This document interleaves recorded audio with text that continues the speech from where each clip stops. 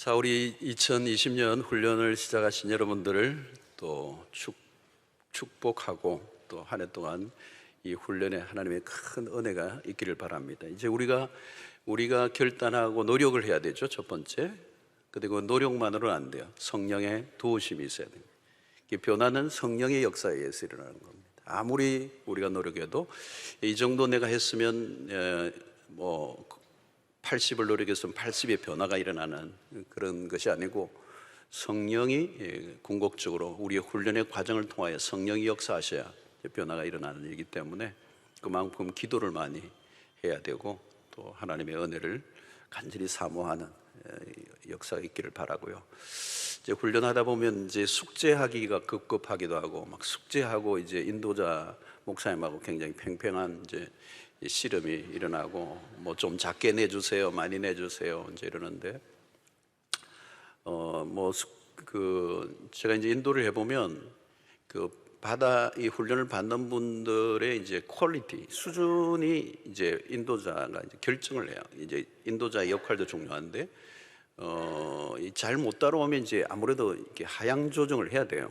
숙제도 조금 낮춰야 되고, 자꾸 이제 이렇게 하면은 쉬울수록 이제 훈련의 효력이라고 할까, 효과라고 할까, 그건 좀 줄어들게 돼 있죠. 좀 더 밀어서 따라와야 되는데, 이제 따라오지 않고 완강하게 또 이래 서약도 하지만 나중에 보면 또 다 그 서약 잊어버리고, 또 뭐 이제 시비도 걸고 이제 이러면 굉장히 이제 어려움이 이제 생기는 거죠. 자꾸 이제 이제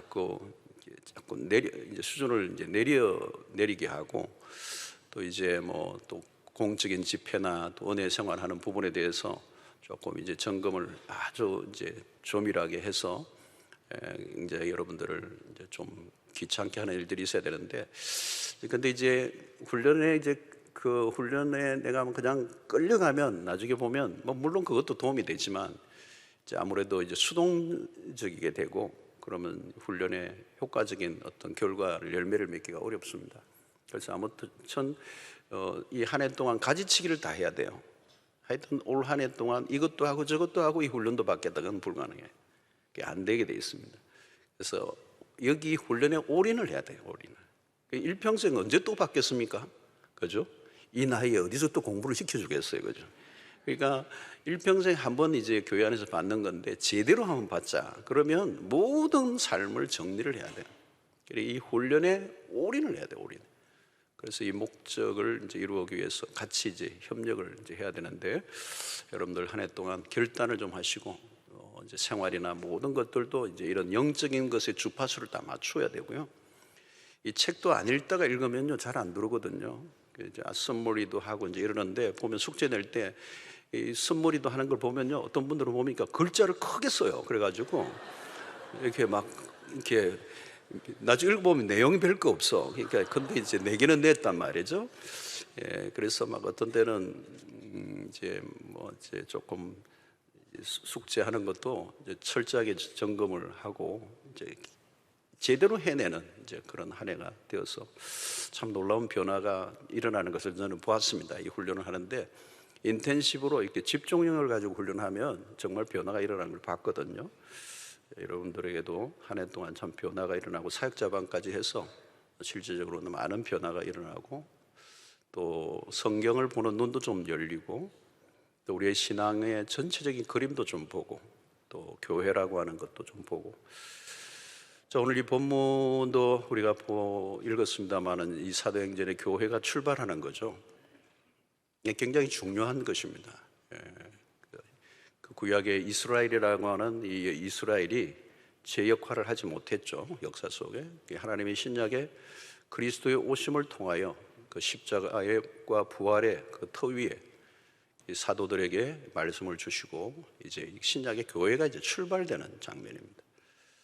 하나님이 주님이 그리스도가 승천하시고 지상에 남기신 당신의 또 다른 제2의 몸이 교회죠. 그래서 그 교회를 통하여 하나님의 나라의 비전을 이루어 가시고 또 세워 가시는, 제자를 세우는 목적이 뭐냐?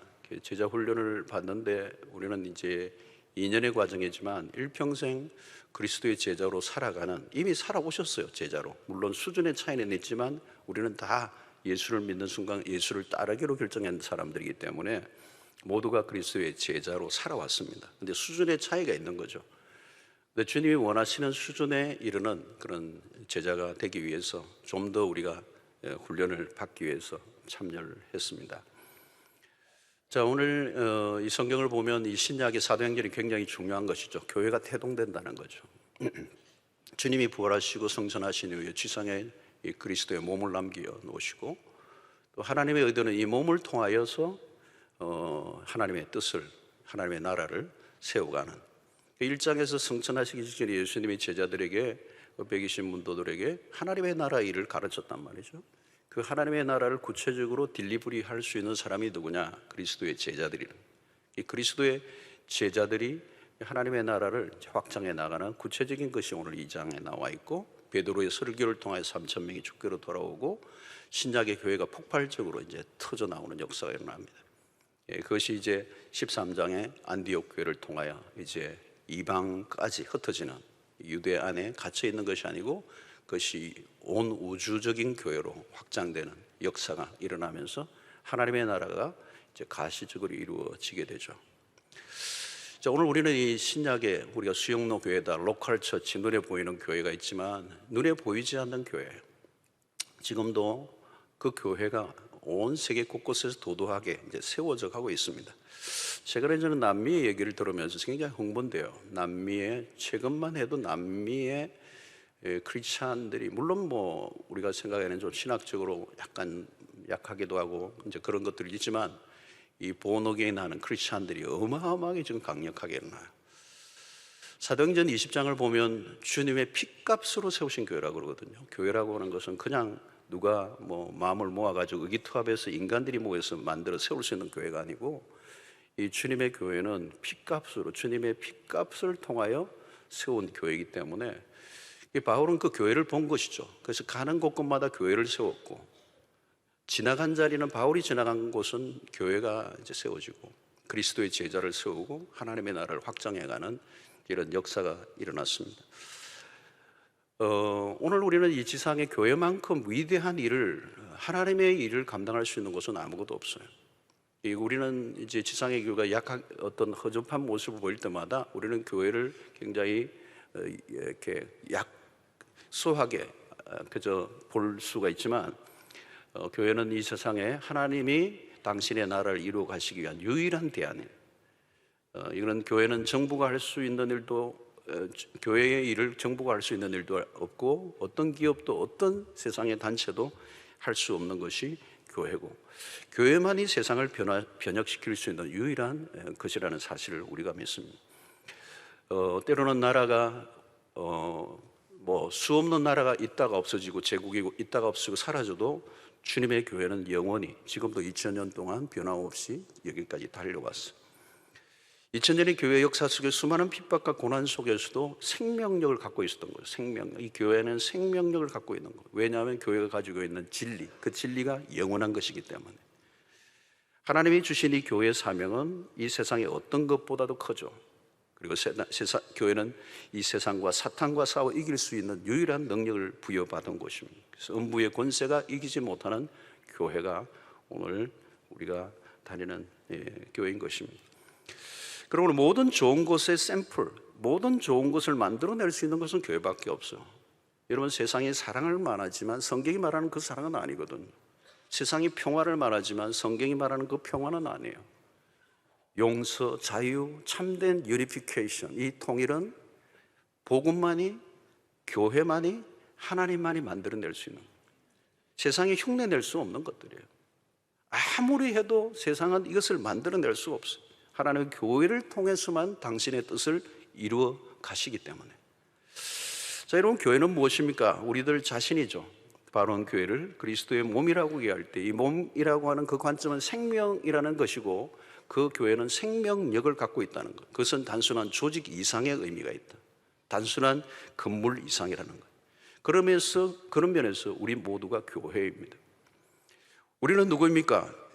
핵심은 십자가와 성령이에요. 십자가와 복음을 경험한 사람들, 성령을 체험한 사람들, 새로운 생명을 공급받은 사람들.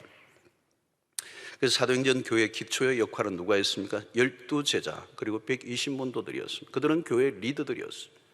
초대교회 파운데이션을 만든 사람들. 그 교회의 리더들이 교회를 포메이션한 것이죠. 그래서 이 교회 리더들이 교회의 운명에 중요한 역할을 한 것입니다. 자, 어떤 리더들이 교회를 만들어가는가? 무엇을 본 사람들이에요. 그래서 사도행전 2장 16절로 17절을 보면 이런 곧 선지자 요엘을 통하여 말씀하신 것이니 일러스되 하나님이 말씀하시기를 말세에 내가 내 영을 모든 육체에 부어주리니 너희의 자녀들은 예언할 것이요 너희의 젊은이들은 환상을 보고 너희 늙은이는 꿈을 꾸리라.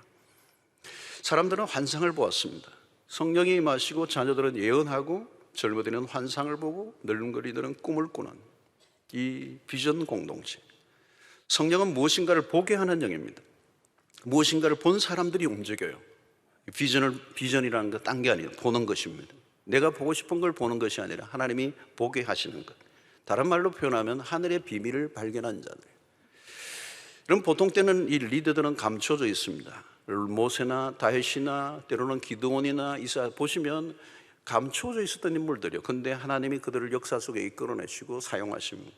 내가 하고 싶다고 하는 것이 아니라 하나님이 뽑으시고 선택하시고 이끌어내시는, 당신의 목적을 이루기 위해서 사람을 불러내시는.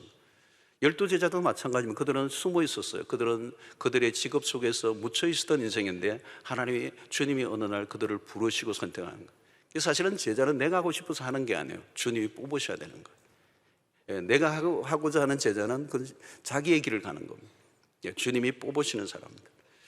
하나님은 우리가 제자로 살아가도록 하기 위해서 훈련을 받게 하셨습니다. 이제 혼자만이 아니라 다른 사람을 섬기도록 하기 위해서. 이제 이 훈련을 받는 이 과정은 이제 나의 신앙을 넘어 이제 다른 사람을 신앙길로 이끌어주는 리더로 우리를 부르신 것입니다. 내가 일을 하는 것이 아니죠. 하나님이 하시는 것입니다. 우리가 만들어야 할 교회는 어떤 곳입니까? 오늘 42절을 첫 번째 보면 교회가 매우 중요한 역할을 하는데 42절에 그들이 사도의 가르침을 받아 서로 교제하며 떡을 떼며 오려 기도하기를 힘썼다. 이게 교회입니다.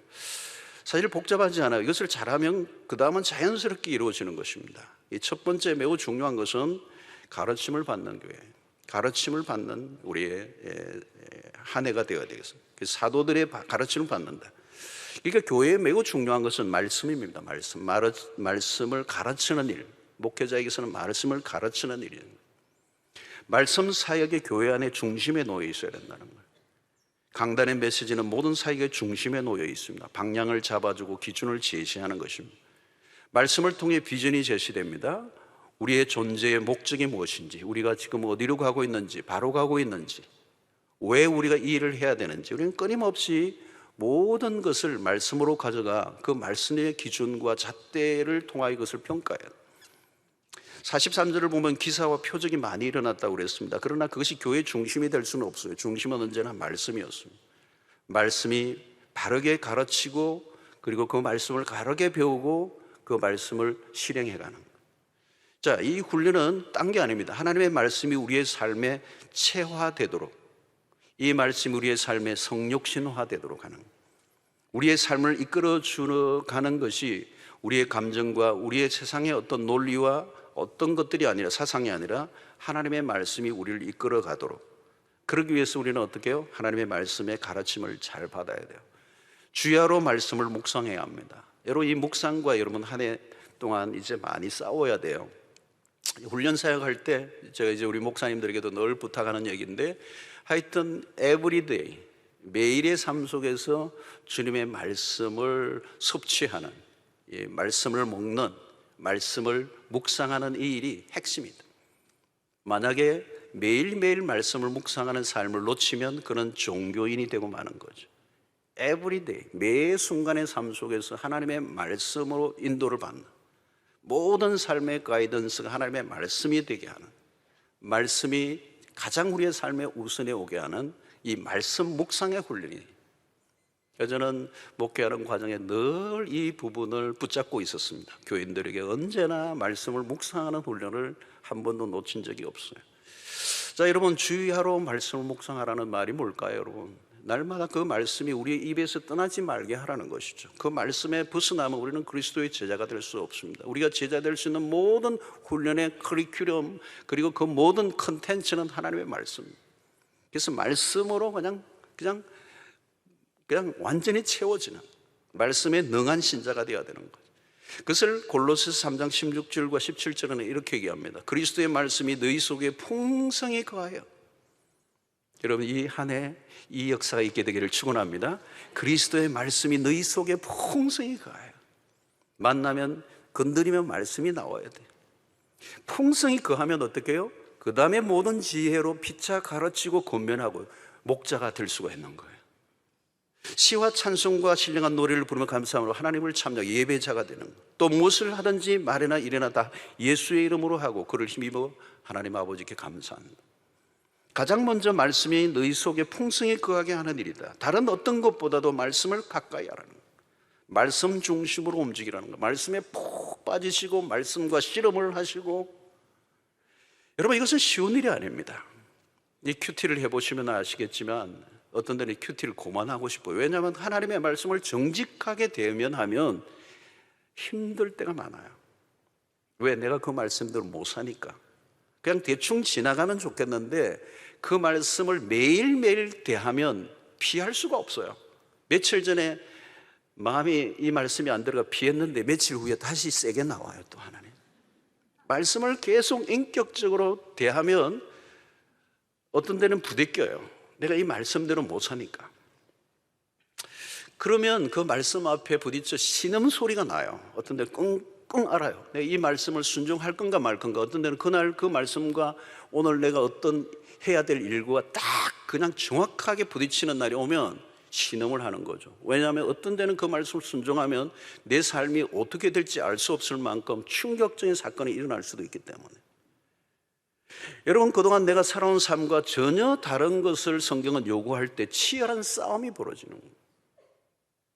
사실 여러분 2시간, 3시간 일주일에 한 번 만나가지고 그 훈련으로 무슨 일들이 일어나겠습니까? 매 순간 말씀을 대하며 성령이 우리를 직접 가르치시고 인도해 주시는 그 경험을 우리가 포기하면 안 돼요. 그래서 여러분 숙제로 여러분 큐티를 대하시면 안 됩니다. 이 묵상이 잘 안 되면, 묵상 그렇게 어렵지 않아요. 배우는 것은 어렵지 않아요. 이제 하는 게 어렵지. 성도 여러분, 우리의 삶은 무질서예요. 많은 것들이 혼란스러워 있습니다. 그 무질서함을 정리하고 하나님의 말씀으로 정말 질서정연하게 우리의 내면 세계가 정리되고 하나님의 나라를 위해서 정방향하는 그런 올곧은 신자로 세워지기 위해서 하나님의 말씀과 씨름을 하는 한 해가 되시기를 바라고, 또 말씀의 가르침에 기꺼이 순종하려고 하는 그런 willingness, 기꺼이 순종하려고 하는 여러분의 태도를 가지시면 힘들어도 순종하려고 하실 때 순종할 능력도 주시고 또 순종한 이후에 주시는 기쁨도 주실 줄로 믿습니다. 두 번째는 이 새로운 공동체를 만들어가는 꿈을 가지는 거죠. 본문을 보면 새로운 공동체, New Society. 사도행전 2장 44절로 45절로 믿는 사람이 다 함께 있어 모든 물건을 서로 통용하고 또 재산과 소유를 팔아 각 사람의 필요를 따라 나눠주고. 2000년 전의 신약의 교회는 충격적인 것입니다. 전복적이죠. 엄청난 것입니다.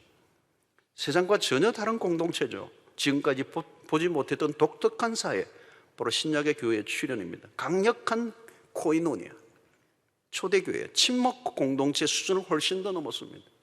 도시락을 나눠 먹는 수준을 훨씬 더 넘었어요. 물건을 서로 통용하고 마음을 같이 하고 서로의 필요를 채워주는, 이 세상적인 조직과는 근본적으로 다른 하나님의 교회, 물질의 탐욕을 극복한 샬롬의 공동체, 이기심이 십자가로 완전히 처리된 기가 막힌 교회가 주님이 원하셨던 그 교회였어요. 가장 뚜렷한 변화죠. 자기의 재산을 팔아내어 놓았다. 물질의 힘에 지배를 벗어났다는 것은 놀라운 일이죠. 엄청난 혁명입니다. 복음의 능력으로만 가능한 일이죠. 세상 어디에서도 볼 수 없는. 여러분, 기독교가 바로 서면요, 공산주의나 작용하는 발을 붙일 곳이 없어요. 물질을 나누는 것이 진정한 교제죠. 성령 안에서의 교제가 아니면 흉내를 낼 수가 없는 것입니다. 이 유무상통, 제자 훈련은 공동체 훈련이 핵심입니다. 자, 1대1로 하나님과의 깊은 말씀의 교제가 깊어져 가고 심화되는 것. 두 번째는 공동체 훈련이에요. 제자 훈련에서 예수님의 공동체 훈련의 핵심은 함께 먹고 자고 함께 삶을 모든 것을 나누는 3년 24시 엄청난 펠로십이에요. 수업이 아니었어요. 한 번씩 출석해서 2-3시간 만나는 그런 훈련이 아니에요. 예수님의 제자 훈련은 공동체 훈련이에요. 공동체 안에 함께 한다는 건 어려운 겁니다. 죄인이 함께 한다는 건 어려운 겁니다, 여러분. 아마 여러분들이 이제 훈련 받으면서 그룹 안에서 가장 힘든 게 관계일 거예요. 어쩜 그렇게 내가 원하지 않는, 생리적으로 전혀 맞지 않는 한 인간이 우리 그룹에 들어올 때, 그리고 나눌 때마다 영 비위에 거슬리는 얘기만 골라서 하는, 때로는 어떤 사람은 마이크를 쥐기만 하면 놓지를 않는, 그래서 그 얘기를 다 들어주다가 시간이 다 지나가 버리고 말았을 때 그 황당함.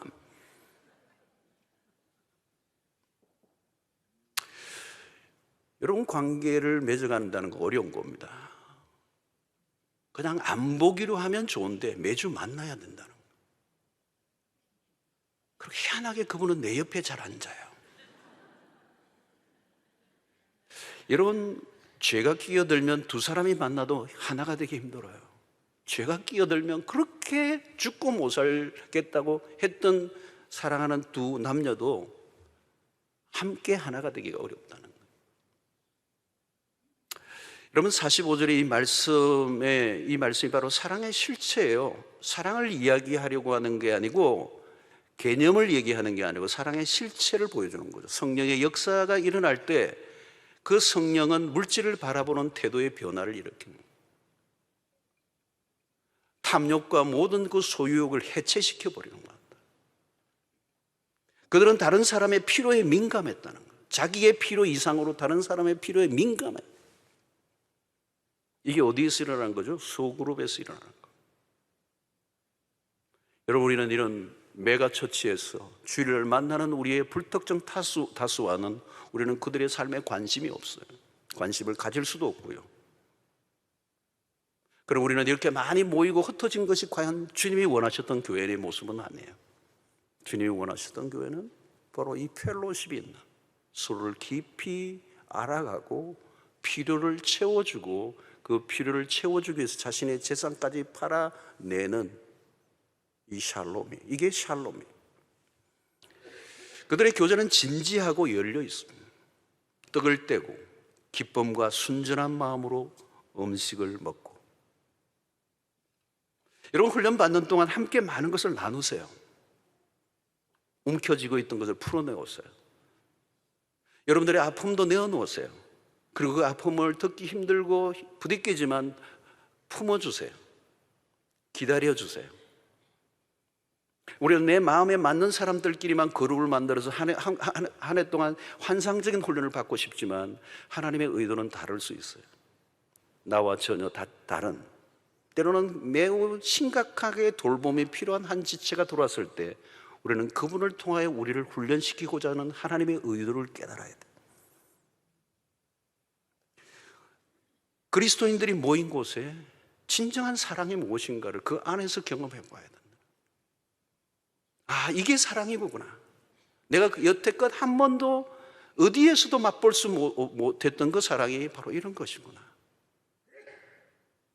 여러분, 연애를 하면 낭만이 있듯이 예수를 연애하듯이 믿어보십시오. 예수를 믿는 지체들끼리 깊이 사랑을 나눠보세요. 서로의 삶에 깊이 들어가 기여해 보세요. 공동체 안의 기쁨과 행복이 무엇인지를 만끽해 보세요. 만나면 좋아, 어쩔 줄 몰라, 그냥 부둥켜 안고 헤어지기 싫어할 정도로 깊은 사랑이 무르익어가는 것. 우리는 좀 더 많은 성경의 지식을 습득하고 좀 더 세련된 교회를 만들어가는 과정이 결코 제자훈련이 아닙니다. 어떤 이수증이 필요해서 어떤 직분을 얻기 위해서 우리는 한 과정으로 한 스텝 올라가기 위해서 이 과정을 만들지 않았습니다. 우리는 주님이 꿈꾸셨던 그 교회를 우리가 먼저 경험하고 그 교회를 세우기 위해서. 여러분, 신자가 여기에서 누리지 못하고 다른 곳에서 이 행복과 기쁨을 어디에서 누리겠습니까? 신자가 그리스도인들이 함께 모인 공동체 안에 진정한 사랑을 경험하지 못한다면 도대체 우리는 어디에서 그것을 얻어야 되고 누려야 합니까? 오늘 여러분, 이 세상은 상처로 가득 차 있어요.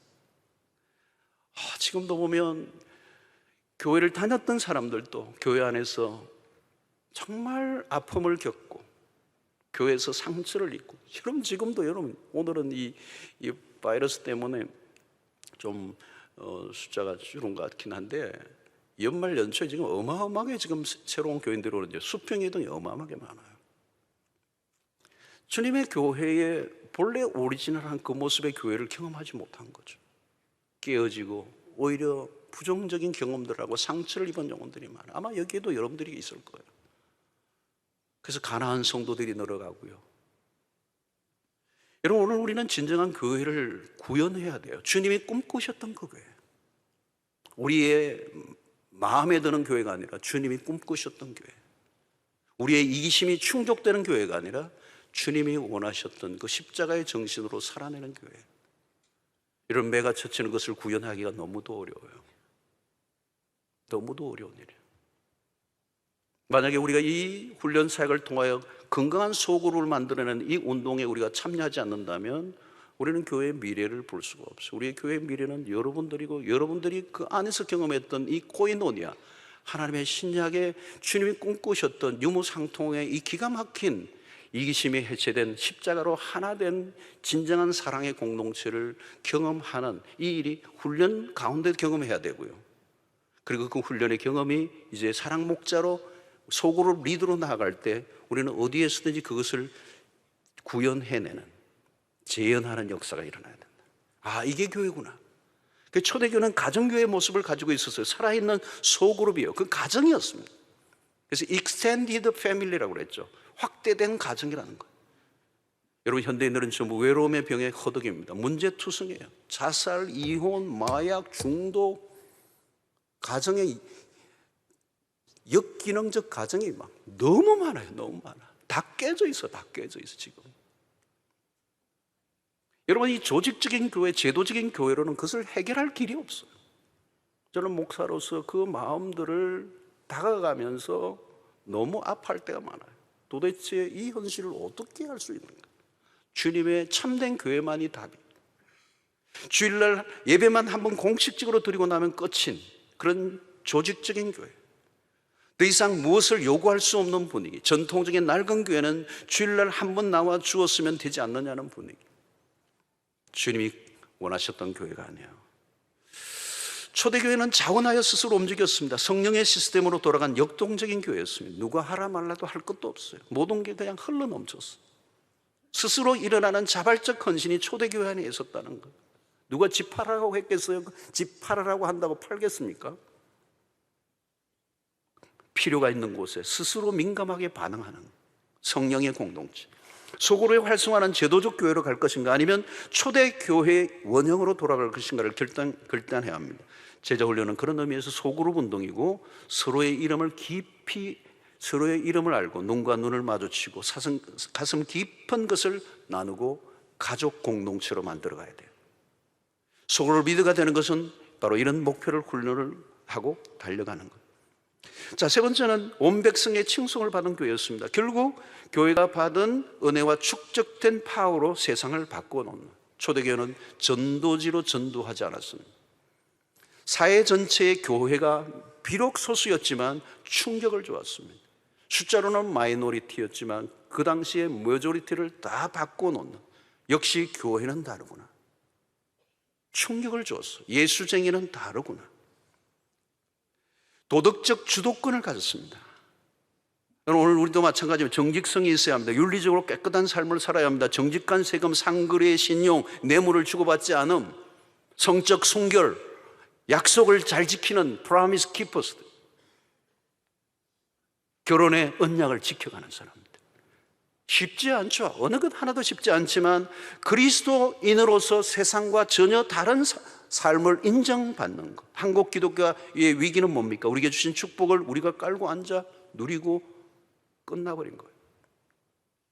우리의 신앙의 진면목이 드러나는 곳은 세상입니다. 훈련을 받고 우리의 성숙함을 드러내야 할 현장은 세상입니다. 그것은 구별된 모습이죠. 세상의 사람들이 인정을 해주는 신앙이어야 합니다. 당신 진짜네. 당신이 믿는 예수라면 나도 예수 믿고 싶어. 여러분, 우리가 우리의 목마름이 바로 이거예요. 세상 속에서 그리스도인들이 당신이 진짜 예수쟁이네. 당신이 그렇게 믿는 거 보니까 나도 믿고 싶어. 하나님 살아계신 것 같아. 여러분, 예수는 우리의 모든 것의 답이라고 말만 하는 것으로는 부족합니다. 그것을 삶으로 구현해내야 합니다. 말이 아니라 삶으로 설득되어야 합니다. 이것이 영적 실력이죠. 진짜 예수를 믿으면 그것 삶 자체가 영역이 되는. 그래서 우리는 우리의 삶의 변화가 세상에 충격을 주는 단계까지 나아가는 것이 바로 주님의 교회의 모습이어야 한다는 거예요. 네 번째는 생명력이 있는 공동체입니다. 47절에 보니까 하나님을 찬미하며 온 백성의 칭송을 받으니 주께서 구원받는 사람을 날마다 더하게 하시니라. 이게 주께서 구원받는 사람을 날마다 더하게 하신다. 여러분, 이것은 성장입니다. 자연스러운 성장. 성령의 생명체는 자랄 수밖에 없다. 생명이 생명을 낳습니다. 제자는 제자를 낳습니다. 영적인 계승이 일어난다는 거예요. 영적 태의 문이 열려야 한다는 거죠. 소비형 그리스도인이 아니라 생산적 그리스도인이 되어야 한다. 오늘날 많은 그리스도인들이 소비형 그리스도인이에요. 그냥 계속 받기만 하고 그냥 그것으로 끝나버려요. 생산적 그리스도인이에요. 너희는 가서 모든 민족을 제자로 삼아 디사이플 메이킹을 하라는 거예요. 내가 나를 통하여 또 다른 사람이 예수를 믿고 또 다른 사람이 그리스도의 제자가 되는 거예요. 나를 통하여 예수를 믿는, 나를 통하여 다른 사람이 예수의 제자가 되게 하는 거예요. 여러분, 세상에서 가장 흥미로운 일이 무엇인지 아십니까? 생명을 살리는 일입니다. 죽어가는 생명을 살려내는 일보다 더 흥분된 일은 없습니다. 생명은 생명을 낳습니다. 우리가 가진 진리, 복음은 능력이 있습니다. 저는 이 신종 바이러스를 보면서요, 신종 코로나 이 얘기를 하면서 그 소수의 사람이 걸렸는데 그게 왔다 갔다 하면서 그냥 막 부풀어 막 몇만 명으로 늘어나고 온 세계에 지금 막 그냥 그 영향을 보면서 복음은 훨씬 더 영향력이 있어야 되는 거예요. 우리가 가진 이 복음은 그런 능력이 있고도 남아요. 그 미국의 구석진, 캐나다의 구석진, 호주의 구석진 곳에 있었던 한 젊은이들이 복음을 들고 여기 와서 토해낸 거예요. 복음의 영향력, 전념성입니다. 오늘 여러분 보십시오. 오늘 얼마나 수없는 사람들이 예수 그리스도를 믿고 하나님 앞에 나오고 주님의 교회가 이렇게 세워졌어요. 복음은 능력이 있어요. 여러분, 감기 환자가 기침만 해도 전염되는데 우리 안에 복음을 가졌다면 전염성이 있을 수밖에 없어요. 복음의 능력을 여러분 드러내시기로, 복음의 능력을 실감할 수 있게 되기를 바랍니다. 저는 복음의 능력을 경험한 사람이에요. 저는 제 자신이 복음의 능력을 경험했고, 복음을 전할 때 사람들이 뒤집어지는 것을 저는 수도 없이 봤어요. 만약에 복음을 전하는데 사람들의 변화가 일어나지 않는다? 그럼 빨리 보따리 사야죠. 다른 거 하는 게 훨씬 낫죠. 할 이유가 없어. 목회를 할 이유가 없어. 사랑하는 성도 여러분, 훈련을 받는 이유는 이제 전념성을 가진 그리스도인이 되게 하는 거예요. 나를 통하여 또 다른 사람이 예수 믿게 하는 거예요. 당신 훈련, 제자 훈련 받는 거 보니까 나도 받고 싶네. 당신이 그렇게 변화되는 거 보니까 나도 변화보고 싶다. 여러분들이 훈련 받으면요, 배우자가 받고 싶어 해야 돼요. 당신 받는 거 보니까 난 안 받아도 될 것 같아. 그러면 게임 오버. 끝나는 거예요, 안 되는 거예요. 우리의 자녀들의 입에서 아빠, 엄마 훈련 받는 거 보니까 나도 앞으로 받고 싶어. 여러분, 그게 진짜예요. 여러분들의 친구가, 여러분들의 가족들이 복음은 전념성 있는 것입니다. 진짜 목자가 복음을 심장을 가지면 그 안에 비슷한 사람들이 태어나요. 어쩌면 나보다 훨씬 더 능가하는 사람들이 일어나요. 왜? 복음은 능력이 있기 때문에. 여러분, 훈련을 받고 나면 목적이 분명해집니다. 신앙생활을 하는 목적, 교회의 목적, 인생의 목적, 여러분, 이것이 분명해야 돼요. 목적이 분명해지는, 생존이 우리의 목적이 아니에요. 그냥 살아가는 것이 우리의 목적이 아니라 사람을 살려내는 것이 내 인생의 목적이 되는 거예요. 여러분, 내 한 사람 살려고 살면요, 그것도 힘들고요, 아무것도 안 되는 거예요. 다른 사람 살려내려고 하면 나는 저절로 살게 될 줄로 믿습니다. 여러분, 생존의 문제는 중요하죠. 그러나 늘 생존에만 붙들려 있으면 안 돼요. 빨리 그 문제로부터 탈출해야 되는 거죠. 생존의 문제가 우리의 인생의 발목을 잡지 않아야 됩니다. 여러분, 초대교회는 성령 공동체입니다. 성령이 이끄시는 데 움직이면 아름다운 삶이 돼요. 성령이 이끌리지 않으면 내 습관과 내 생각대로 돌아갑니다. 그러므로 이 한 해 동안, 이 2년 동안 훈련 받을 때 가장 중요한 또 다른 하나의 이슈는 성령이 임하셔야 합니다. 성령이 이끌어 주셔야 돼요. 말씀을 들을 때도 묵상할 때도 성령이 깨우쳐 주셔야 돼요. 여러분, 내가 이 머리로 이성으로 깨닫는 건 한계가 있어요. 성령이 깨닫게 해주시면 기가 막힌 거예요. 그때 변화가 일어나는 거예요. 어느 목사님들이 나이가라 폭포를 바라보며 대화를 하고 있어서 한 목사님 폭포를 가르며 저기 나이가라 폭포가 세상에서 가장 사용되지 않고 있는 파워입니다. 한 목사님이 아닙니다. 가장 사용되지 않고 있는 파워는 하나님의 살아있는 성령입니다. 사람들이 이 성령을 잘 모르는 거죠. 성령과 상관없이 살아가고 있는 것입니다. 성령에 의해 교회가 탄생했고 성령에 의해 교회는 움직이고 오늘 성령에 의해서 사람들의 변화가 일어나는 거예요. 우리의 힘과 노력과 열심으로 변화되는 것이 아니라 하나님의 은혜가 임해야 합니다. 성령의 이끄심 가운데 전적으로 우리 자신을 내어 맡기고 훈련을 통하여 하나님이 그리시는 큰 그림, 주님의 지상의 교회를 통하여 그리고 가견적 교회를 넘어 불가견적 우주적 교회를 넘어 하나님의 나라를 완성해 가려고 하는 그 일에 오늘 우리 한 사람 한 사람을 부르시고 기가 막힌 조합을 통하여 우리를 성숙 변화시키셔서 하나님의 이 거대한 그림에 우리를 동참하게 하시고 불러주시고 사용해 주시는 위대한 역사가 여러분들 가운데 일어나게 되기를 주의 이름으로 축원합니다. 그래서 여러분들을 통하여 주님의 아름다운 교회, 그 꿈꾸셨던 교회를 세워나가는 일에 기여하는 여러분들 되시고 우리의 그 공동체 안에 우리 자신이 최고의 수혜자가 될 뿐만 아니라 우리의 다음 세대, 우리의 자녀들, 오고 오는 세대에 가장 위대한 물려줄 유산은 건강한 교회라고 하는 사실을 기억하고 이 일을 위해서 훈련 잘 받으시는 한 해 될 수 있기를 바라고 건강한 한 해가 되시길 바라고 영적 전쟁에서 승리하는 여러분들 되시길 바라고 여러분들 훈련을 받으려고 하면요 굉장히 영적인 공격들이 많아요. 뭐 없던 일이 막 생기기 시작하고요 집안에 막 별일이 생기기도 하고요 막 훈련을 받지 못하도록 마귀가 막 방해를 해요. 그때 여러분들이 중보기도도 해주시고요 여러분들 팀원들이 같이 그룹원들이 같이 힘을 합쳐서 기도하고 이겨내셔야 돼요. 그리고 막 사람들이 시비도 걸고요 막 배우자가 그렇게 훈련받을 거는 그만두라 그러면 당장 그만두고 싶을 때도 있고요 별 시험들이 다 드는데 다 이겨내시고 이 연말에 수료 예배 기쁨으로 만나 뵙기를 바라겠습니다. 기도하겠습니다. 하나님 아버지 감사합니다. 오늘도 우리에게 주신 말씀 기억하고 한 해 동안 이 훈련을 향하여 달려갈 때 우리의 모든 환경을 주장해 주시고 또 어떤 환경에도 불구하고 끝까지 완주하고 잘 훈련을 받아 주님이 원하시는 그 제자가 되게 하시고 그리고 주님이 원하셨던 그 교회를 세워가는 일에 기여하는 주의 백성들 되게 하여 주시옵소서. 예수님의 이름으로 기도하옵나이다. 아멘.